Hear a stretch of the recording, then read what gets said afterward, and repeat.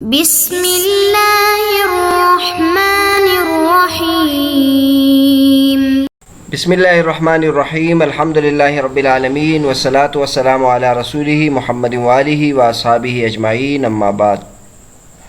درس نمبر 150۔ آج کے سبق کا عنوان ہے حدیث کے شیخ اور استاذ کے آداب، یعنی آج کے سبق میں جو حدیث پڑھاتا ہے اس کے لیے کن اوصاف سے متصف ہونا چاہیے اور کن آداب کا خیال رکھنا چاہیے اس کا ذکر فرمائیں گے۔ حدیث کے استاذ کے لیے جو آداب ضروری ہے، جو اوصاف ضروری ہیں، کچھ ان کا ذکر پچھلے سبق میں بھی ہو چکا، اور پچھلے سبق میں ہم نے یہ بتایا تھا کہ یہ اس زمانے کے آداب ہیں جس زمانے میں حدیث کتابوں میں مدون نہیں تھی، زبانی بیان کی جاتی تھی، اور اس کے لیے طالب علم استاذ کے پاس آتے تھے اور ان سے حدیث لکھتے تھے۔ تو اس سلسلے کے آداب کا ذکر ہو رہا ہے، لیکن جو آداب اس زمانے سے متعلق ہیں ان میں سے بعض آداب اس زمانے میں بھی ہوں گے اور وہ جاری ہوں گے، اس پر عمل کیا جائے گا۔ تو آج کے سبق میں صرف ان آداب کا ذکر حافظ ابن حجر رحمۃ اللہ فرماتے ہیں جو صرف استاذ کے لیے ضروری ہے۔ پچھلے سبق میں ان آداب کا ذکر کیا تھا جو استاذ اور طالب علم دونوں کے لیے ضروری تھی۔ آج کے سبق میں ان آداب کا ذکر کریں گے جو صرف استاذ کے لیے ضروری ہے۔ اگلے سبق میں انشاءاللہ ہم ان آداب کا ذکر کریں گے جو حدیث کے طالب علم کے لیے ضروری ہے۔ فرماتے ہیں وَيَنْفَرِدُ الشَّيْخُ بِأَنْ يُسْمِعَ إِذَا احْتِيجَ إِلَيْهِ وَلَا يُحَدِّثُ بِبَلَدٍ فِيهِ أَوْلَى مِنْهُ بل يرشد إليه ولا يترك اسماع أحد لنية فاسدة وأن يتطهر ويجلس بوقار ولا يحدث قائما ولا عاجلا ولا في الطريق إلا إن اضطر إلى ذلك وأن يمسك عن التحديث إذا خشي التغير أو النسيان لمرض أو هرم وإذا اتخذ مجلس الإملاء أن يكون له مستمل يقظ۔ فرماتے ہیں کہ صرف شیخ کے لیے اور استاد حدیث کے لیے جو آداب ضروری ہیں وہ یہ ہیں کہ وہ حدیث سنائے اس وقت جب کہ اس کی طرف ضرورت پڑ جائے، اور کسی شہر میں، کسی ملک میں، کسی علاقے میں اس وقت تک حدیث نہ پڑھائے جب تک اس میں اس سے اعلیٰ اور اولیٰ شخص موجود ہو، بلکہ اس کو چاہیے کہ وہ اعلیٰ اور اولیٰ محدث کی طرف رہنمائی کرے، اور کسی ایک کو بھی حدیث پڑھانا نہ چھوڑے کسی فاسد نیت کی بنیاد پر۔ اور یہ ادب بھی ہے کہ وہ پاک صاف رہیں اور وقار کے ساتھ بیٹھے اور کھڑے ہو کر حدیث نہ بیان کرے، نہ جلدی میں حدیث بیان کرے، نہ راستے میں حدیث پڑھائے، ہاں اگر اس کی طرف ضرورت پڑے، اور حدیث پڑھانے سے رک جائے جب اس کو تبدیلی کا خوف ہو یا نسیان کا خوف ہو، کسی مرض کی وجہ سے یا بڑھاپے کی وجہ سے، اور جب املا کی مجلس لگائے تو اس کا جو مستملی ہو وہ بیدار شخص ہو۔ اس عبارت میں حافظ ابن حجر رحمۃ اللہ علیہ نے حدیث کے استاد سے متعلق چند ضروری آداب ذکر کیے ہیں۔ تو سب سے پہلا جو ادب ذکر کیا ہے وہ یہ ہے کہ اس وقت تک حدیث نہ پڑھائے جب تک کہ اس کی ضرورت نہ پڑے۔ ظاہر حدیث کا ایک بلند مقام ہے، اور پہلے زمانے میں ہر جگہ بڑے بڑے محدثین ہوتے تھے جن کی سند بھی عالی ہوتی تھی اور ان کے پاس حدیث کا ذخیرہ بھی بڑا ہوتا تھا۔ تو اس زمانے میں چاہیے یہ تھا کہ اگر کوئی ان کے پاس پڑھنے کے لیے آئے تو وہ ان کی طرف رہنمائی کرے تاکہ ان کی سند بھی عالی ہو اور ان سے استفادہ بھی زیادہ مفید ہو اس کے لیے۔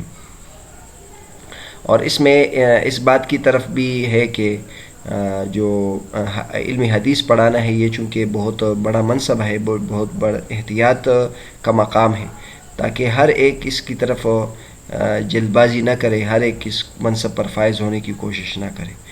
تو اس وقت تک حدیث نہ پڑھائے جب تک کہ اس کو ضرورت نہ پڑے، جب ضرورت پڑے تو پھر یہ حدیث آگے جا کر اس کی تدریس کرے۔ دوسری جو بات انہوں نے کی ہے کہ ایسی جگہ میں تدریس نہ کرے جس میں اس سے افضل موجود ہو، جہاں کوئی اور موجود نہ ہو اور اس کی طرف ضرورت ہو تو پھر وہ پڑھائے، اور جہاں اس سے افضل شخص موجود ہو تو بہتر یہ کہ اس کی طرف لوگوں کی رہنمائی کرے، خود یہ نہ پڑھائیں۔ تو یہ حدیث کا ادب و احترام ہے۔ علم حدیث کا ادب، یہ علم حدیث وقار والا علم ہے اور احترام والا علم ہے۔ ہر ایک شخص کو اس کو نہیں پڑھانا چاہیے، ہر ایک شخص کو اس کو شروع نہیں کرنا چاہیے۔ تو بہرحال میں نے پہلے بھی بتایا تھا کہ علم حدیث کے یہ جو آداب ہے یہ اس زمانے سے متعلق تھے جس زمانے میں کتابیں مدون نہیں ہوئی تھی۔ اب تو کتابیں مدون ہوئی ہے، تو آیا اس زمانے میں بھی یہ بات ہے کہ نہیں؟ تو اچھی بات یہ ہے کہ ہم حدیث حاصل کرتے، دور حدیث پڑھاتے ہیں، تو ہر ایک شخص کو دور حدیث، ہر مدرسے کو دور حدیث شروع نہیں کرنا چاہیے۔ اور اسی طرح مدرسے میں بھی ہر استاذ کو حدیث کے پڑھانے کے لیے آگے نہیں آنا چاہیے، بلکہ کوشش کرے کہ جب افضل شخص موجود ہو تو اس کو دور حدیث کی کتابیں دے یا حدیث کی کتابیں دے، اور جو افضل مدرسہ موجود ہو جس میں کبار شیوخ موجود ہو، جن کی سندیں بھی عالی ہو، جنہوں نے اکابرین سے پڑھا ہے، تو ان کے زیر سایہ علم حدیث پڑھنا چاہیے۔ تو اس سے ہم آج کل کے زمانے میں بھی یہ فائدہ حاصل کر سکتے ہیں۔ جس طرح نماز کے مسئلے میں بھی اس طرح ہوتا ہے کہ جو چھوٹی چھوٹی مسجدیں ہیں، اچھی بات یہ ہے کہ جمعہ کی نماز میں وہ کسی بڑی مسجد میں سب اکٹھے ہو جایا کریں، لیکن اگر تکلیف ہو، لوگ نہیں آ سکتے ہوں یا لوگوں کا جانا مشکل ہو، تو پھر ہم الگ جمعہ بھی پڑھا سکتے ہیں۔ لیکن بہتر یہ ہے کہ بعض جگہوں میں ہم وقار اور احترام اور عزت کا بھی خیال رکھیں۔ تو سب سے پہلا جو ادب ہے وہ یہ ہے۔ اور بل یرشد الیہ اس میں یہ ہے کہ جو بڑے محدثین ہیں ان کی طرف رہنمائی کرے، یہ نہ کرے کہ چھپائے یا ان سے صرف نظر کرے یا طالب علم کو ان کی طرف رہنمائی نہ کرے، بلکہ اس میں حوصلہ کشادہ ذہن سے کام لینا چاہیے اور کشادہ سینے کا خیال رکھنا چاہیے اور اس کی رہنمائی کرنی چاہیے تاکہ وہ اس سے بھی علم حاصل کرے یا اجازت حدیث لے لے۔ آگے جو بات فرمائی ہے، فاسد نیت کی وجہ سے حدیث کی تدریس نہ چھوڑے، اور یہ میں نے پہلے بھی بتایا تھا۔ پہلے زمانے میں اس طرح ہوتا تھا کہ کوئی کسی محدث کے پاس دور سے آ جاتا تھا، تو اب اگر اس کی کو تکلیف ہے اس کو پڑھانے میں، تو یہ انکار کر سکتے ہیں کہ اس کے پاس وقت نہیں ہے یا تکلیف ہوگی یا پہلے سے وقت کسی کو دیا ہے، اس کی ترتیب نہیں بن سکتی ہے، تو اس کا انکار کر سکتے ہیں۔ لیکن کسی فاسد نیت کی وجہ سے انکار نہ کرے کہ مثلا اس علاقے کے لوگوں سے اس کی بنتی نہیں ہے یا اس کے ساتھ اس کی بنتی نہیں ہے، یا مثلا اس کو پڑھانے سے اس کو کوئی فائدہ نہیں ہے، وہ غریب بندہ ہے، اس کو کوئی پیسے نہیں ملیں گے یا بدلے میں کچھ نہیں ملے گا۔ اس کے علاوہ بہت ساری وجوہات ہو سکتی ہیں، تو بہرحال اس کی وجہ سے حدیث نہ چھوڑے۔ چوتھی بات یہ ہے کہ وہ حدیث کے لیے جب بیٹھے تو پاک صاف رہیں اور اچھے کپڑے پہننا، اچھی ٹوپی اور اسی طرح عمامہ، خوشبو وغیرہ اس کا اہتمام کرے۔ ظاہر علم حدیث کا علم ہے بہت زیادہ، اس کا ادب و احترام کرنا چاہیے۔ پانچویں بات یہ کہ وقار کے ساتھ بیٹھے، تو ایک شان کے ساتھ بیٹھے، وقار کے ساتھ بیٹھے،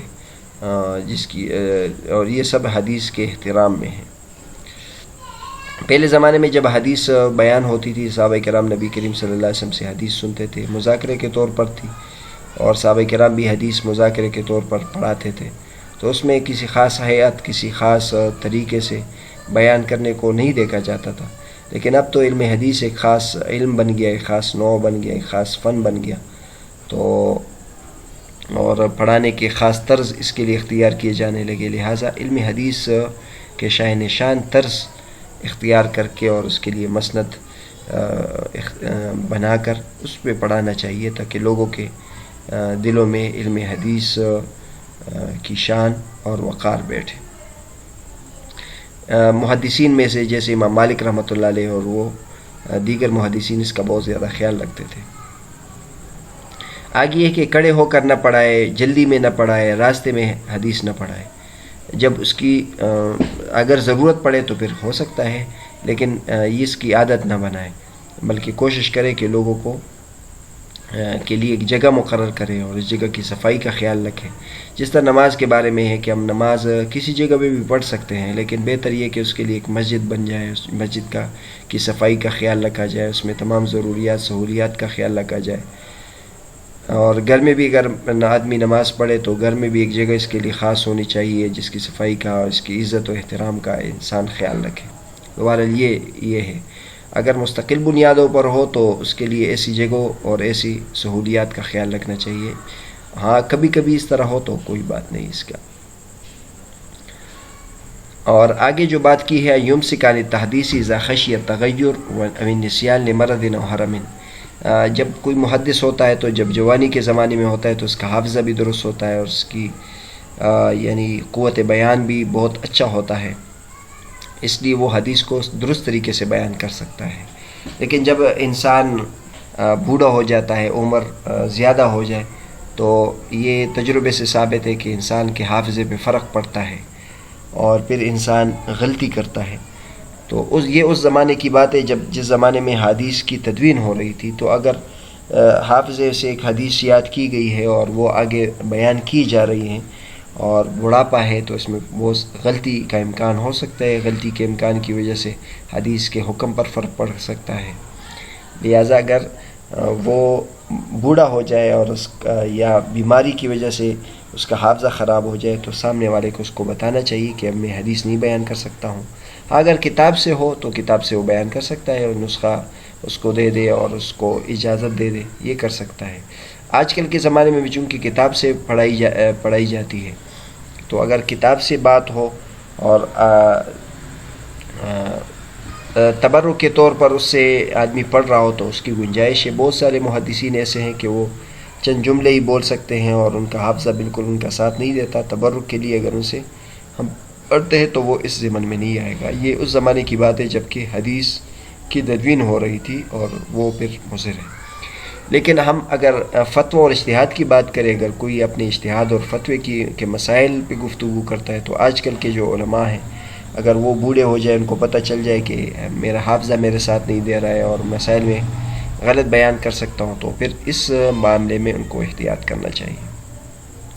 8ویں بات جو کی ہے وہ یہ ہے کہ جب مجلس املا کی مجلس لگائے تو جس شخص کو مستملی مقرر کرے وہ بیدار شخص ہو.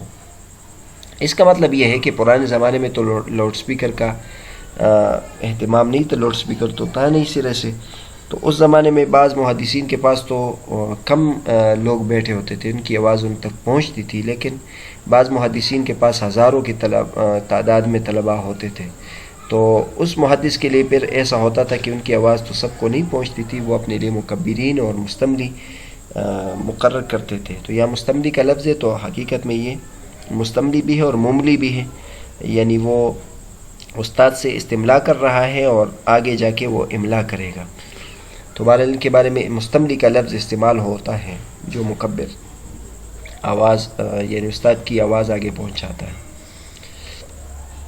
تو اس زمانے میں طریقہ یہ ہوتا تھا کہ استاد ایک حدیث یا اس کا ایک ٹکڑا بیان کرتے تھے، اس کا ایک مکبر ہوتا تھا، وہ آگے جا کے سب کو تیز آواز سے سناتا تھا. بعض مرتبہ یہ مکبرین کی تعداد زیادہ بھی ہوتی تھی. تو فرماتے ہیں کہ اگر املا کی مجلس لگائے، حدیث کی املا کی مجلس لگائے تو جو مستملی مقرر کرے وہ ایسا شخص ہو جس کی آواز بھی تیز ہو اور وہ بیدار بھی ہو. ایسا نہ ہو کہ جو استاد بیان کر رہا ہے وہ آگے درست طریقے سے نہیں پہنچا رہا ہے. یہاں ایک قصہ لکھا ہے کہ ہارون بن سفیان الدیک، ان کو دیک کہا جاتا تھا، ان کی آواز بہت تیز تھی. اسی طرح ہارون بن سفیان ایک ہے مکھولا، یہ عاصم بن علی بن عاصم کے مستملی تھے جب وہ بغداد آئے تھے. اور ان کے بارے میں آتا ہے کہ یہ جن مجلسوں میں املا کراتے تھے اس مجلس کی تعداد 1 لاکھ سے زیادہ تھی. یہ الجرح و تعدیل جلد 4 صفحہ نمبر 108 میں ہے. اور اس کی ایک قصہ بھی لکھا ہے. ابو حاتم کہتے ہیں کہ میں سلیمان ابن حرب کی مجلس میں حاضر ہوا تو جو شرکت کرنے والے حضرات تھے وہ 40,000 تھے اور ان کی جو مجلس تھی وہ مامون الرشید کے محل کے پاس تھی اور ان کو کے لیے ممبر بنایا گیا. سلیمان اس پر بھیٹ گئے اور سارے لوگ ان کے پاس جمع ہو گئے. تو ان سے حدیث کے بارے میں پوچھا گیا تو انہوں نے حدثنا حوشب بن عقیل کہا. تو کہتے ہیں کہ 10 سے بھی زیادہ مرتبہ کہا، کیونکہ مجمع اتنا زیادہ تھا اور ان کو آواز نہیں آ رہی تھی، تو صرف یہ ایک جملہ 10 سے زیادہ مرتبہ انہوں نے کہا تھا. لیکن اس کے باوجود انہوں نے کہا کہ ہمیں آواز نہیں آ رہی. پھر ایک مستملی کھڑا ہو گیا، 2 مستملی کھڑے ہو گئے، 3 کھڑے ہو گئے، لیکن اس کے باوجود لوگ کہنے لگے ہمیں آواز نہیں آ رہی، یعنی مجمع بہت زیادہ تھا. پھر انہوں نے طے کیا کہ اس مجمع کے لیے ہارون المستملی کو حاضر کرنا چاہیے. چنانچہ لوگ چلے گئے، اس کو لے کر آئے. جب وہ حاضر ہوا تو کہتے ان کی آواز بجلی کی طرح تھی اور سب خاموش ہو گئے، اور سارے جتنے بھی مستملی تھے وہ بیٹھ گئے، اور ہارون نے اکیلے استملا کرایا اور املا کرایا اور آواز پہنچائی. تو بہرحال حافظ ابن حجر رحمۃ اللہ یہی بیان کرنا چاہتے ہیں کہ اگر مجلس املا ہو تو ایسے شخص کو مقرر کرے جس کی آواز آگے پہنچ رہی ہو. آج کل کے زمانے میں بھی اس طرح ہے کہ استاد کو چاہیے کہ اپنی آواز طالب علم تک پہنچائے، تاکہ وہ اگر کہیں بھی بیٹھا ہوا اس کو سکون کے ساتھ آپ کی آواز آ رہی ہو، لاؤڈ سپیکر کے ذریعے سے ہو یا دیگر وسائل کے ذریعے سے ہو، تو آواز اور جس کے واسطے سے آواز پہنچا رہے وہ وسائل درست ہو، تاکہ وہ صحیح طریقے سے حدیث کو مدون کرے اور حدیث میں کسی قسم کی غلطی نہ آئے.